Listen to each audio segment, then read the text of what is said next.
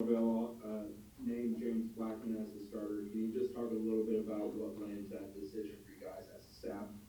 Well, I think for us is how he carried himself every day. You know, the consistency he brought to the position.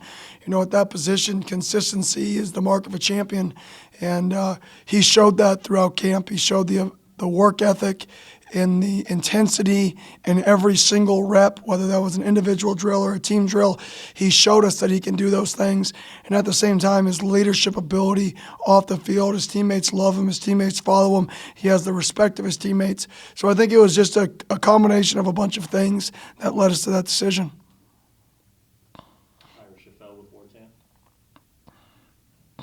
Coach, you guys talked a lot about controlling your response to different situations, and I know that was one point of emphasis with James. You wanted to see growth there. Have you seen signs of that growth during this camp of the way he's handled those situations? 100%. I think that's the biggest thing I've been preaching to him is it goes back to that word consistency, right? Consistency and response are kind of one and the same, right? When bad things happen, can you be the same person? Every play is its own play. So who cares what happened last play? You must respond and be that consistent player that every play is its own play. And I think he's bought into that, and I think you could see throughout fall camp that he's done a really good job with his response.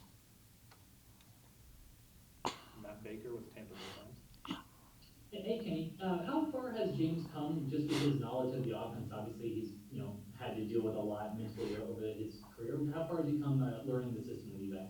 Light years. I mean, it's come a long way from spring ball, but I think all the guys have. You know, I don't want to just limit that to James. I think Tate Rodemaker, Jordan Travis, Chuba, they've all come a long way learning this offense. I do think James' experience, and, you know, he's been in a bunch of different systems, so some things piggyback on one another, so he maybe gets a concept a little quicker because he maybe ran that in a different verbiage or something similar to it from that standpoint, but I think all those guys have done a really, really nice job learning this system. Okay, Kurt Weiler with the Democrat.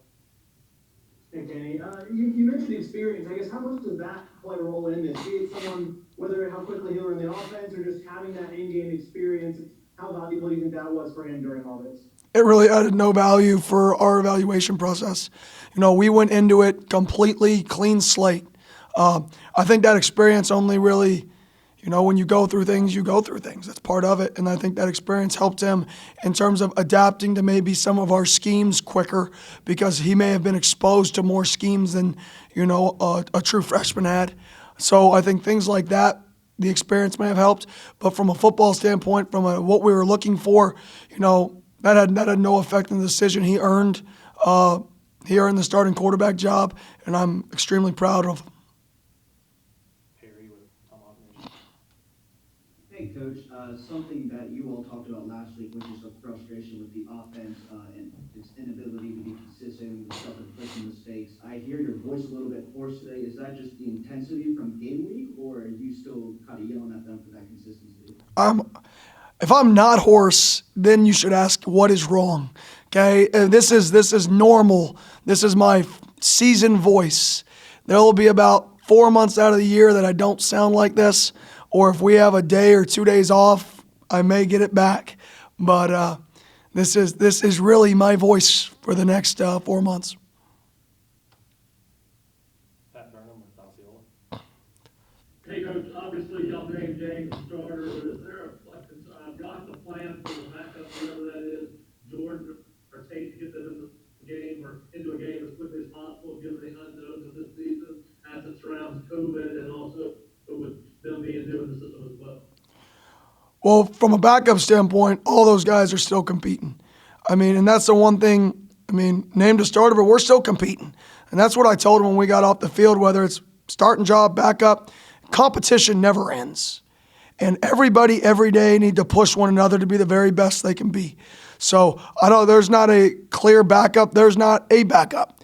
It's just a multitude of guys that are competing every day that can put us in the best position to be successful. So that's the mindset of our room. That's the mindset of this team is compete, compete, compete, try to get better, and that's what that looks like.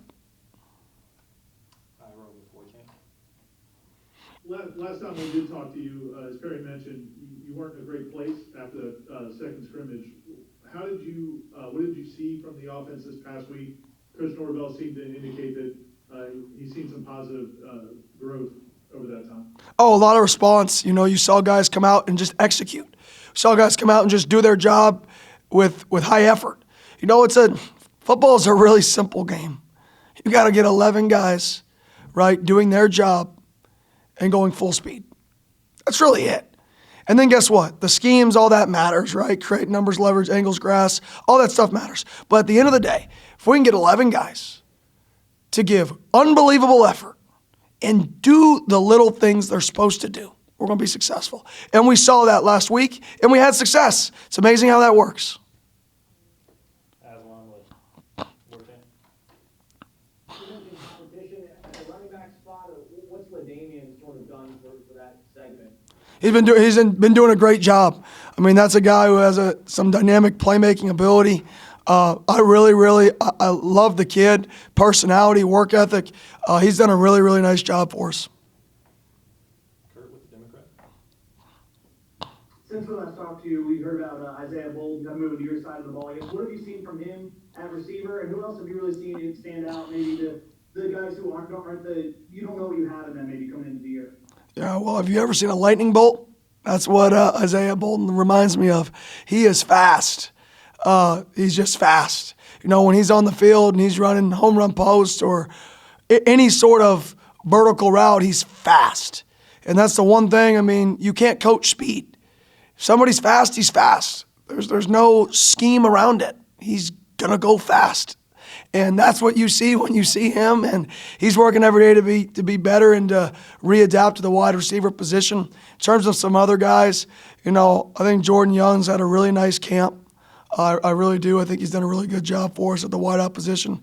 Been very consistent for us. Has made really nice plays, both in the running game and the passing game. Aslan with Warchant.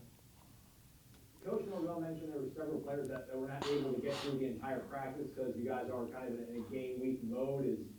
Is that concerning, or is 10 days enough for them to get up to the standard? Well, whether the standard is, you know, what we allow.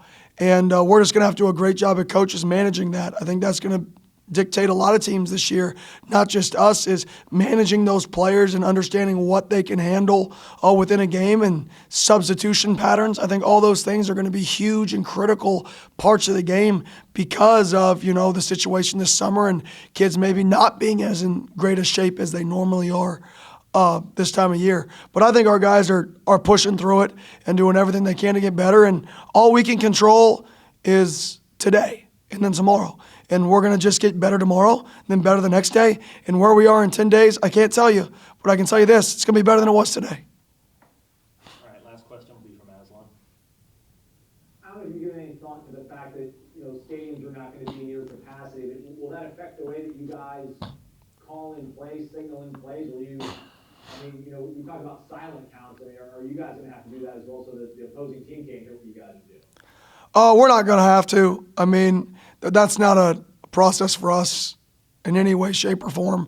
I mean, I've coached high school ball before. There's no crowds. So this will be where I coached high school ball. So this is just, you know, another day for me from that standpoint. I'm actually somewhat excited from the standpoint of see what guys go out there and actually love the game. You know, that's what you're going to see this year is guys go out there and you may not have a crowd, but how much do you love the game? How much do you love your brothers? How much do you love competing? Because that's really what's going to drive your effort. That's going to drive everything on that game day is how much do you love to win? So that's what I'm excited for. I'm excited to see those guys who get out on that field, see competition, and compete to win.